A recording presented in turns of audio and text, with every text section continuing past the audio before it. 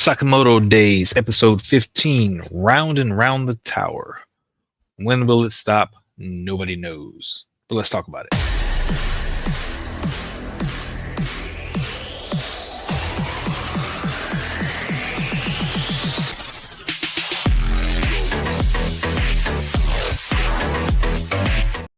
Welcome back, Evariant. So we were talking about Sakamoto Days, and this one is picking up from the last one. We got Sashiba talking to Osaragi after Osaragi, Nagamo were all handling business, dispatching their particular, you know, killers that they were tasked out to go take care of.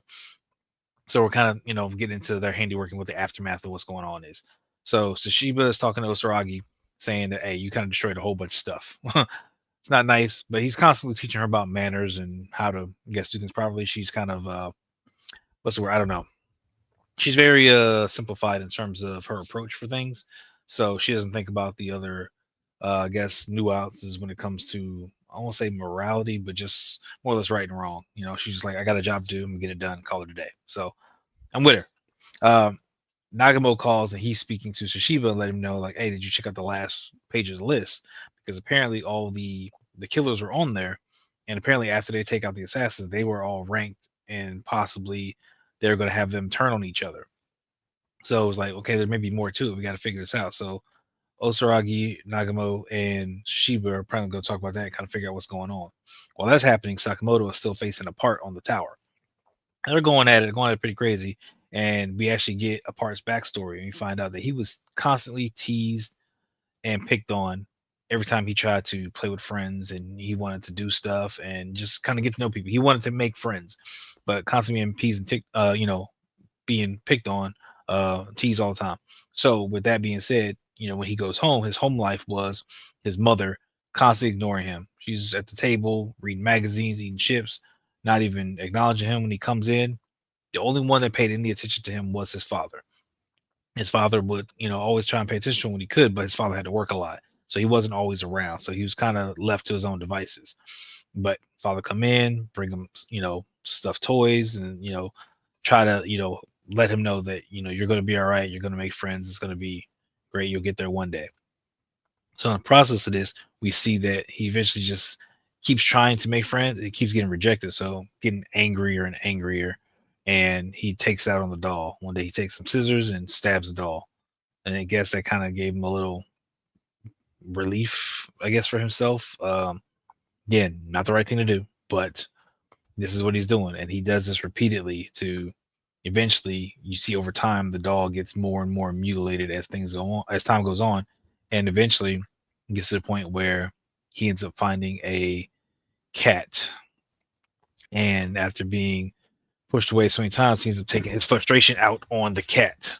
And with taking his frustration out on the cat, his father comes home and sees the cat. And immediately he's trying to fathom what just happened and what's going on. He's like, we got to take you to go see a doctor. Like tomorrow, first thing, I'm going to see a doctor.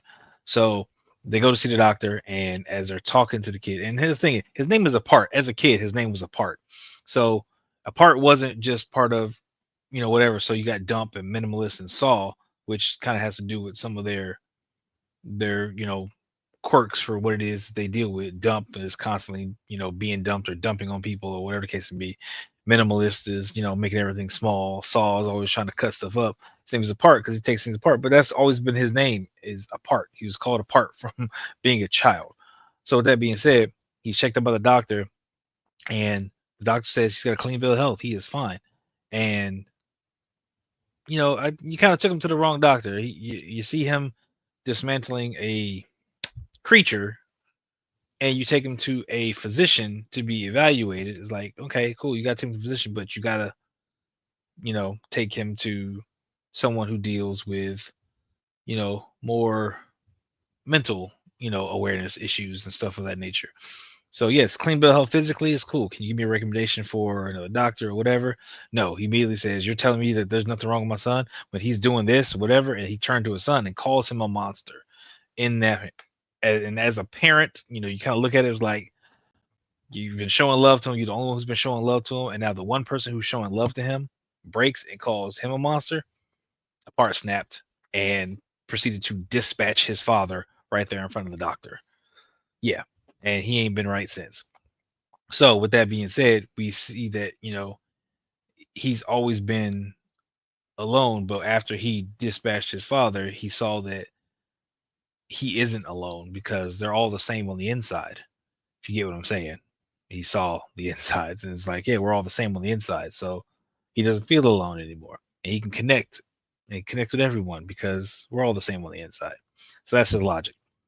He continues to fight Sokka. So back present day, they're fighting, and Sokka is basically trying to save the tower that apart is pretty much dismantling. He ends up cutting apart to where it starts to lean. Sokka ends up grabbing freaking cables to pull it back and trying to pull it back into place. We see Takamura show up, I believe his name's Takamura, show up, use his sword, immediately cut the tower to stabilize it. So being that it's leaning in one direction, and he cuts the tower at the base to offset it to keep it where it's standing vertical, but it's just now jacked up, but it's still standing, although lopsided, and gets back in the cab and drives off. Like that's all he does. Absolutely nothing else. Sakamoto takes upon himself to go ahead and finish off a part, and basically he ends up using the cables to kind of swing him around and smash him into different things. So basically he's using the cables of the bridge and his strings against him and causing him to get, smacked into everything else. Now, he tells him as he's smacking him around and everything else that, it's not too late to change because again, he's just like, why won't anybody care about me? Why won't do this, whatever. Sakamoto's like, I'm not going to take you out, but maybe we can have a conversation.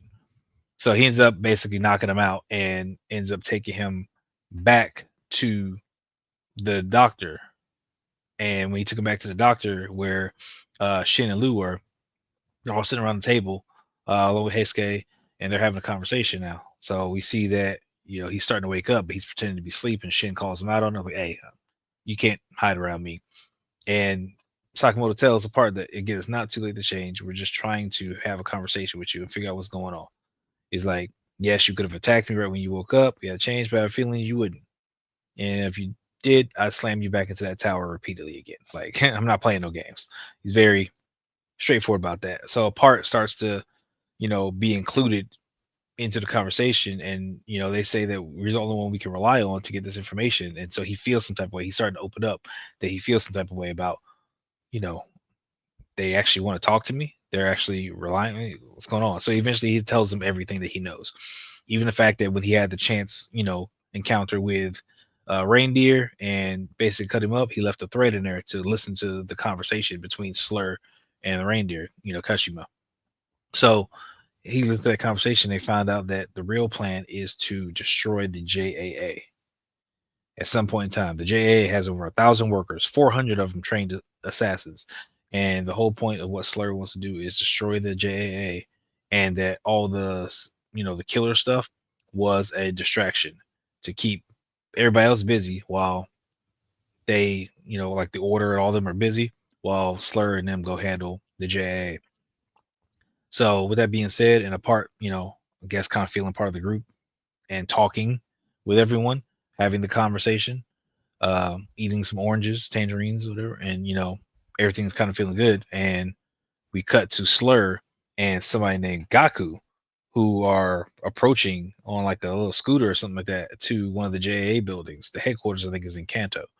So they're approaching that, and as they walk up to approach, we have a little bit of conversation between Slur and Gaku, and they're stopped by one of the guards.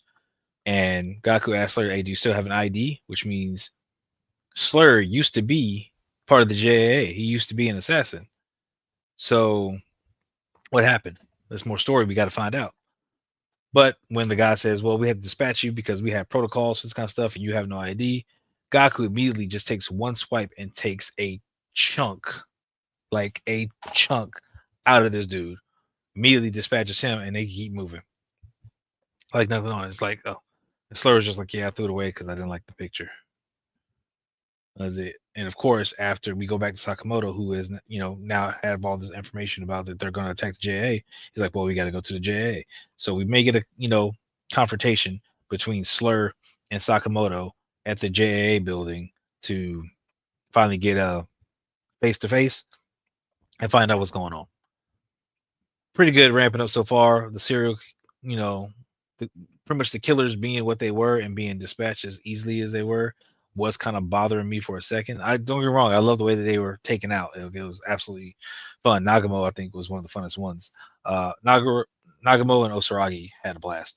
But with that being said, it's like, okay, well, we know that Slur is one of the main protagonists. Like, what's going to happen now? And we find out that it was a distraction. We got bigger and badder people that are in the wings. These are just kind of an appetizer. I'm with it. I'm here for it. I definitely want to see what happens. If you want to see what happens, make sure you hit that lovely red subscribe button. I'm going to be talking about this each and every week, every chance I get. I am curious to see what was Slur's affiliation with the JA beforehand. I assume he was an assassin beforehand. Why did he leave? What's going on? Did him and any of the order have, ties, relationships, know each other at any point in time beforehand? You know, as far as Sakamoto, freaking, he's learning to work with himself at the weight that he's at. So I'm assuming we're not going to see Slim Sakamoto anymore. He's going to stay, Big Sakamoto, which I'm all for, cool. But what other abilities and stuff is he going to learn? Because it seems like everybody's kind of got to upgrade a bit, to get their abilities and be able to do better with what they're known for. So what else is going to happen from that point on? What's going to happen at the JA headquarters? Are they going to, take this thing down, or is Sakamoto and crew going to get there in time? I don't know. Got to wait to find out. But until then, I'll catch you guys in the next one. Later.